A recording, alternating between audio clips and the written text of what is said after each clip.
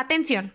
Este podcast está dirigido al público en general. Las opiniones contenidas en este son con propósitos informativos y no pretenden sustituir diagnósticos médicos. Le recomendamos consultar a un especialista.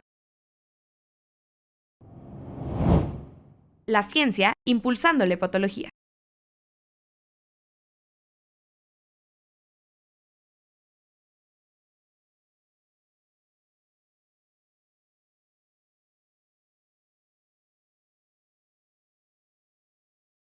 Buen día, bienvenidos a este podcast AMH por un hígado sano, en su episodio número 10. Comienzo por agradecer a la Asociación Mexicana de Patología el espacio para moderar este nuevo episodio, con el título ¿Cómo prevenir las descompensaciones de la cirrosis? El día de hoy tenemos un experto nacional que es el doctor René Malé Velázquez.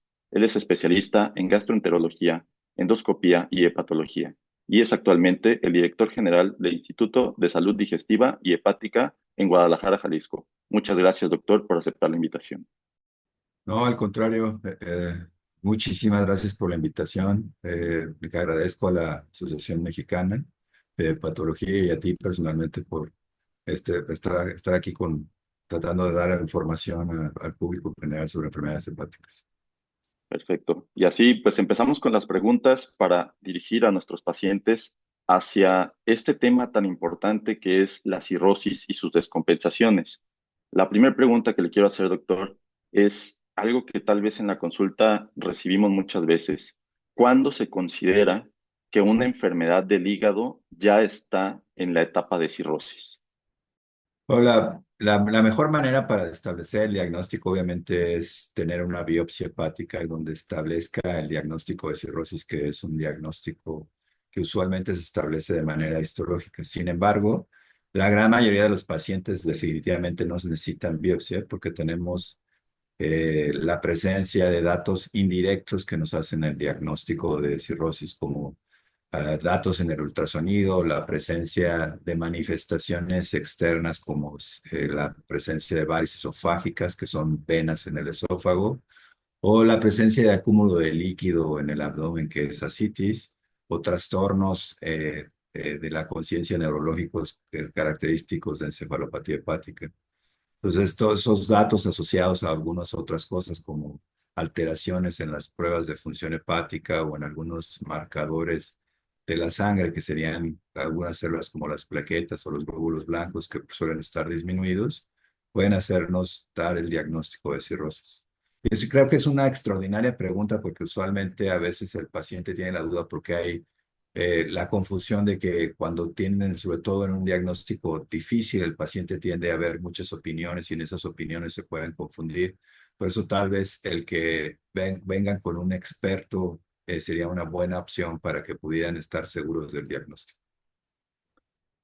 Así es. Entonces, una vez que se establece este diagnóstico de cirrosis, pues obviamente una de las cosas que más nos debe preocupar es qué tanto daño puede haber, qué tanta consecuencia puede haber para la salud de nuestros pacientes.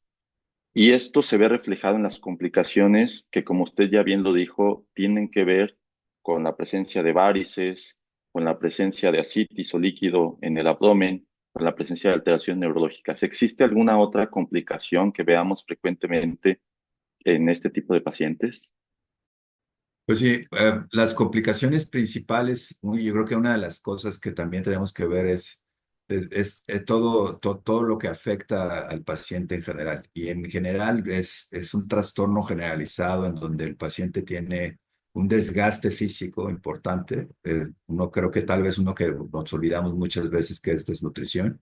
Creo que es muy importante conocer que el paciente puede afectar su función nutricional y irse desgastando poco a poco. Aparte de las alteraciones que te decía, puede tener alteraciones como alteraciones en la función renal, trastornos de la coagulación y finalmente, pues un trastorno emocional que puede ser el tener un diagnóstico tan severo como el de cirrosis hepática. Así es, y lo importante, claro, de manejarse con un experto y obviamente hacerlo de forma multidisciplinaria, como usted bien lo dice, con nuestros especialistas en nutrición, especialistas en psicología, psiquiatría, para que lleven también este proceso. Y hablando de las complicaciones, ¿qué porcentaje vemos, doctor, que llegan ya con estas complicaciones? Es decir, desafortunadamente tenemos pacientes que llegan ya con la presencia de ellas. Más o menos, ¿qué porcentaje acuden a consulta con desarrollo ya de estas complicaciones? Esa es una pregunta que es importante porque todo depende mucho de en qué situación nos encontramos en la consulta. Por ejemplo, si encontramos un paciente que llega con un diagnóstico de diabetes y pensamos que tiene hígado graso, la posibilidad que tenga hígado graso es del 80% y la posibilidad de que tenga fibrosis o cirrosis va desde el 15 hasta el 5%. 15% para fibrosis avanzada, 5% de la posibilidad en diferentes series de estudios de cirrosis hepática. Sin embargo, el paciente que llega ya de manera directa en la consulta de general, con ya un avance de la enfermedad, ya con descompensación, pues depende mucho de la situación donde se encuentra, si en una situación pública, en un hospital público o en un hospital privado, pero varía entre el 30 al 50% de los pacientes. Pues igual es información que tenemos que tomar en cuenta, ¿no? Porque realmente la parte de la prevención, pues probablemente juega un papel importante y justo en ese sentido va nuestra siguiente pregunta. ¿Será posible por parte de nuestros pacientes que ya tienen una enfermedad del hígado, identificar una complicación de esta enfermedad del hígado, ya sea cirrosis o etapas más tempranas? Definitivamente sí. Pacientes que tienen alteraciones de las pruebas de función hepática o que alguien les ha dicho alguna vez, sabes que tienes elevación de enzimas o tienes alguna alteración laboratorial para que sea más claro para el que esté escuchando este podcast, pues sí debe de dar un seguimiento con alguien que le pueda dar resolución y seguimiento adecuado de las manifestaciones que pueda ir teniendo. Y una de las cosas más importantes es ver cómo va su evolución desde el punto de vista ultrasonográfico, de la dureza del hígado por diferentes métodos como FibroScan, o principalmente si el paciente, obviamente, no quisiéramos que llegara ese momento en que empiece a notar alteraciones del sueño, que puede ser una manifestación inicial de encefalopatía hepática, que es un trastorno neurológico que se asocia a cirrosis hepática, o si empieza a tener trastornos de la coagulación con sangrados de encías frecuentes o que se hagan pequeñas hematomas con golpes muy pequeños, muy leves, o la presencia de aumento de peso dado por hinchazón de las piernas o aumento en el volumen del abdomen, pues eso sería algo muy importante para que acudiera con el doctor.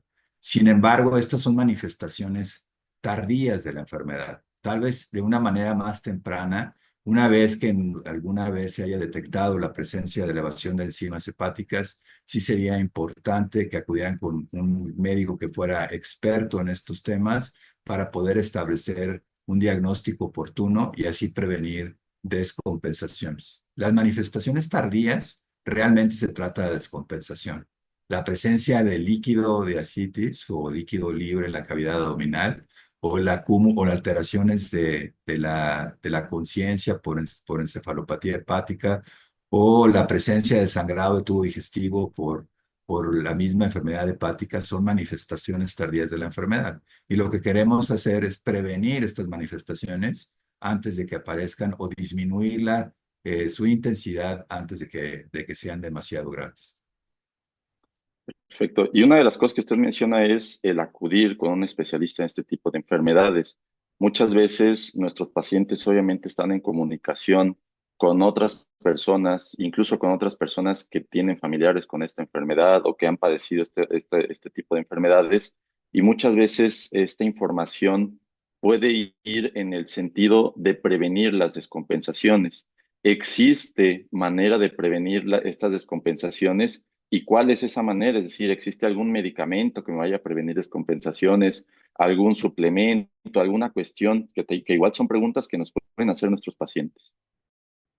Pues sin querer decir algo complejo, quisiera mencionar es que la cirrosis hepática lo que hace es que en vez de ser el hígado como una esponja que permite ser de una manera coloquial un filtro y que permite que pase la sangre a través de ese filtro y que depure algunas sustancias tóxicas y que permita que se lave, de alguna manera también coloquial decirlo, la sangre, al volverse un poco más duro y ya no permitir ese paso, hace que se aumente una presión de la sangre que está alrededor del hígado.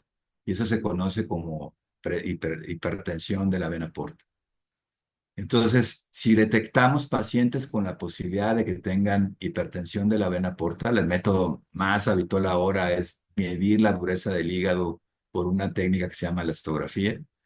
Y si esa elastografía nos detecta que hay la presencia de hipertensión portal, se pueden dar medicamentos para disminuir la presión de la vena portal.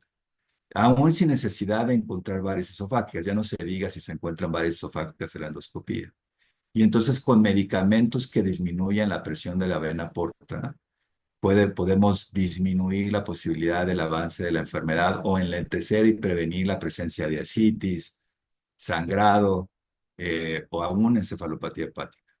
Entonces, por eso es tan importante que acudan con el especialista adecuado para que lo pueda dar el tratamiento adecuado de una manera preventiva.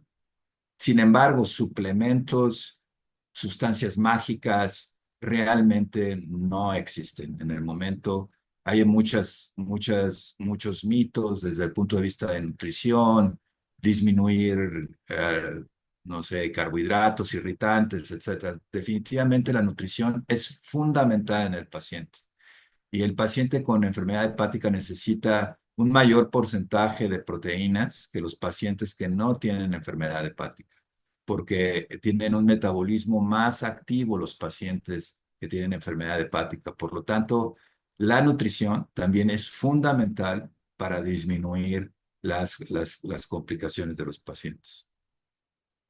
Así es, y esto es algo importante para nuestros pacientes, ¿no? Y para sus familias, no confiarse finalmente de que existen estas fórmulas que van a regenerar el hígado, no existen estas fórmulas que van a sanar de alguna manera la enfermedad. Al contrario, es escuchar a los expertos en nutrición, escuchar a los expertos en hepatología como usted, justo para que este tipo de complicaciones se entiendan y que podamos prevenir al máximo sus consecuencias. Y estas complicaciones, una vez que ya se detectan, doctor, ¿qué es lo que se tiene que hacer en la cirrosis? O sea, una vez que ya detectamos algo de esto, ¿qué esperamos de la enfermedad? Bueno, es importante, obviamente hay que manejar cada complicación por separado, bueno, no por separado, hay que acudir y cada complicación hay que manejarla. El paciente con sangrado de tubo digestivo de manera aguda hay que controlarlo por vía endoscópica, medicamentos y prevenir el sangrado recurrente. El paciente con líquido de ascitis habrá que manejar la ingesta de sodio principalmente. Existe el mito de quitar el agua, realmente solo esto ocurre en ciertos casos en donde el sodio en la sangre está bajo y habría que disminuir el agua. Sin embargo, la gran mayoría de los pacientes de manera inicial no necesitan esa restricción de agua que puede ser deleteria por diferentes causas. En el caso de encefalopatía hepática, creo que sí sería muy importante mencionar que usualmente el inicio es con un cambio en el ciclo del sueño y de cuando estamos despiertos, que se dice sueño-vigilia.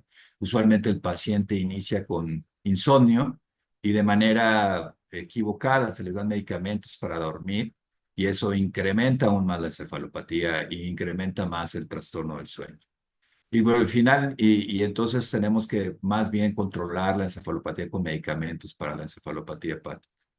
Y finalmente, cuando un paciente tiene ya descompensación hepática, usualmente las que acabo de mencionar, y aún la presencia de daño renal que puede estar asociado a la enfermedad hepática, tenemos que revalorar al paciente y considerar la posibilidad de ponerlo en una lista de trasplante hepático.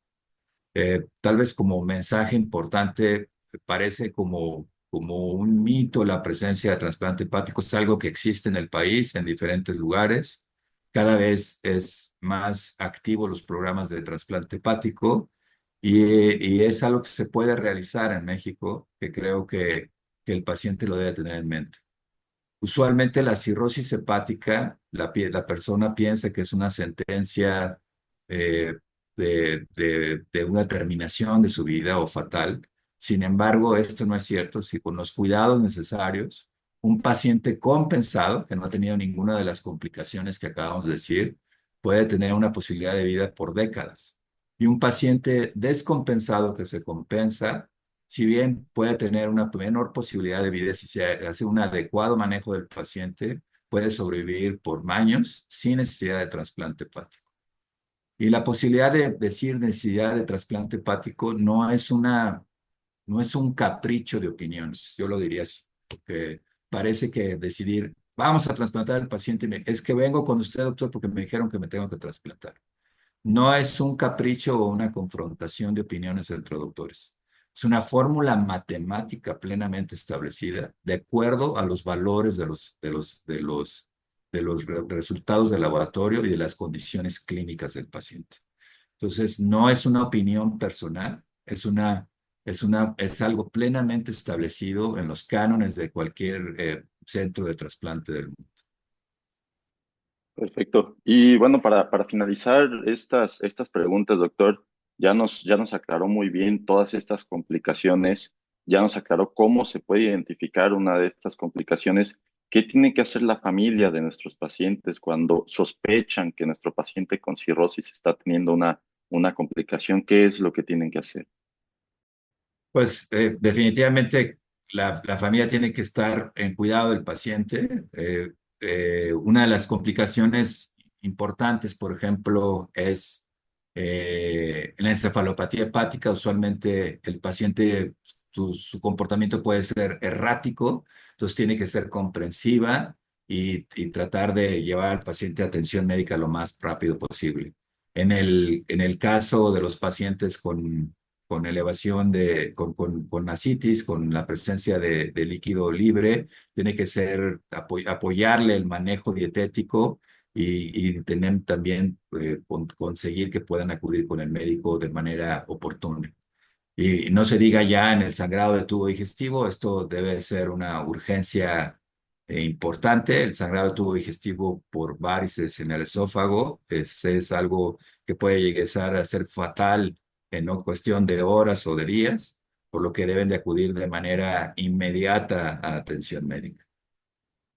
Así es, pues la familia entonces juega un papel muy importante en el cuidado de esta y otras enfermedades crónicas, pero en esta particularmente, como usted lo dice, viendo su comportamiento y estando pendiente de todos estos detalles que nos acaba de mencionar. Doctor, pues agradecerle nuevamente y si nos puede dar una conclusión para la gente que nos está viendo, que nos está escuchando, acerca de esta enfermedad, la cirrosis, y cómo prevenir sus descompensaciones. Pues bueno, yo quisiera mencionar que la cirrosis hepática es algo que es muy frecuente en nuestro país. Desafortunadamente, es la cuarta causa de muerte en edad media en hombres y la sexta causa de muerte en mujeres. Esto es tan importante por lo que debemos de tener en cuenta que debemos de seguir de manera adecuada a los pacientes. Los pacientes manejados de manera adecuada pueden tener una calidad de vida, sobre todo porque no se trata nada más de extender la vida, una calidad de vida y una sobrevida muy buena. Y en casos en los que el paciente avanza a una situación terminal, el paciente tiene una nueva oportunidad de vida que sería el trasplante hepático, que es importante reconocer las complicaciones de la enfermedad, sobre todo las que ya habíamos mencionado, la presencia de sangrado de tubo digestivo, la presencia de alteraciones de la conciencia como encefalopatía hepática, la presencia además de daño que puede estar ocurriendo como daño a nivel renal, con el cuidado de no excedernos en el uso de medicamentos como diuréticos. Y creo que el pivote principal del paciente, además de la atención médica, es la atención nutricional.